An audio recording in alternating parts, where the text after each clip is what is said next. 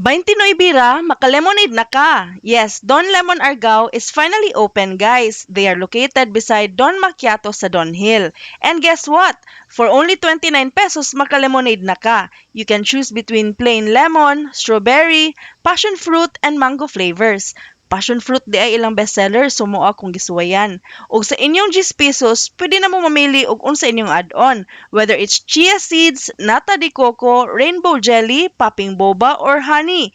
10 pesos per add-on na siya, guys. So are you thirsty for lemonade? Try Don Lemon in Don Hill now.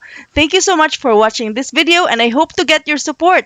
Feel free to share my video, ask questions in the comment section, and don't forget to like my page for more videos. Thank you so much, lovies. I love you. Bye!